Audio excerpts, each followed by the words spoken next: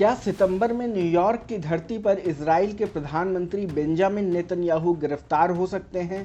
क्या दुनिया के सबसे ताकतवर देशों में से एक अमेरिका अंतर्राष्ट्रीय अपराध न्यायालय यानी आईसीसी के वारंट पर कार्रवाई करेगा? और क्या न्यूयॉर्क के मेयर जोहरान ममदानी के पास ऐसा करने का अधिकार भी है? इन सवालों की चर्चा इसलिए तेज हो गई है क्योंकि न्यूयॉर्क के मेयर जोहरान ममदानी ने साफ कहा है कि अगर सितंबर में संयुक्त राष्ट्र महासभा यानी यूएनजीए में हिस्सा लेने के लिए नेतन्याहू न्यूयॉर्क आते हैं तो उनका प्रशासन इस बात की कानूनी जांच कर रहा है कि क्या आईसीसी के गिरफ्तारी वारंट पर कार्रवाई की जा सकती है। वॉशिंगटन पोस्ट और न्यूयॉर्क टाइम्स के इंटरव्यू के मुताबिक ममदानी ने कहा, मेरा मानना है कि प्रधानमंत्री नेतन्याहू का स्थान हेग में है। हेग वह जगह है जहां अंतर्राष्ट्रीय जेल है। लेकिन उन्होंने साथ ही यह भी कहा कि उनकी टीम न्यूयॉर्क सिटी के लॉ डिपार्टमेंट के साथ लगातार चर्चा कर रही है और कानून जितनी अनुमति देगा उतनी ही कार्रवाई की जाएगी। उन्होंने साफ कहा कि उनका प्रशासन अपने हिसाब से नया कानून नहीं बनाएगा। अब सबसे बड़ा सवाल यही है कि क्या न्यूयॉर्क का मेयर किसी दूसरे देश के प्रधानमंत्री को गिरफ्तार कर सकता है?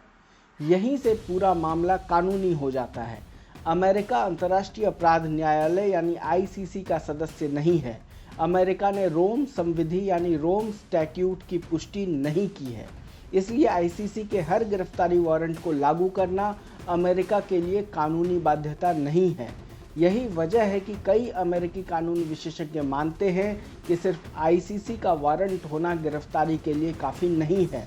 दूसरी बड़ी बात यह है कि अमेरिका में विदेश नीति तय करना किसी शहर या मेयर का काम नहीं है।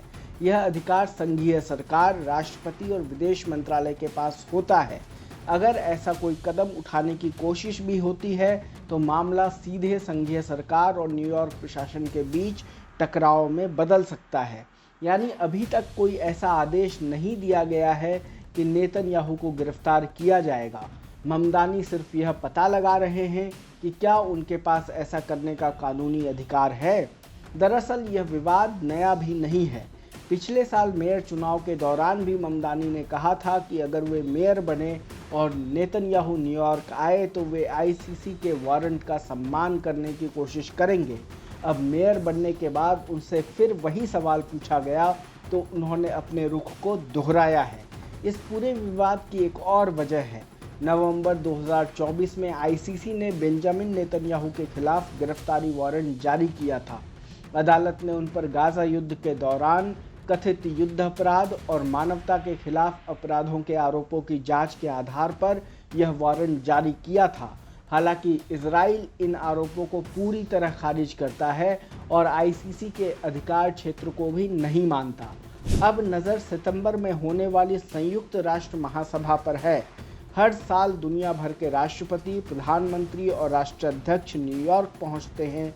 अगर इस बार नेतन्याहू भी आते हैं तो पूरी दुनिया की नज़र इस बात पर होगी कि क्या ममदानी का प्रशासन कोई कदम उठाता है या मामला सिर्फ कानूनी सलाह तक ही सीमित रहता है।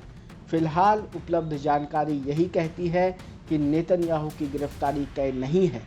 कानूनी विशेषज्ञ भी इसे बेहद मुश्किल मान रहे हैं।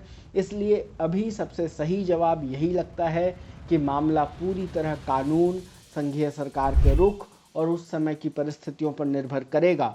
सितंबर में यूएनजीए के दौरान ही साफ होगा कि वह विवाद सिर्फ राजनीतिक बयान था या कानूनी कार्रवाई की दिशा में कोई वास्तविक कदम भी उठाया गया।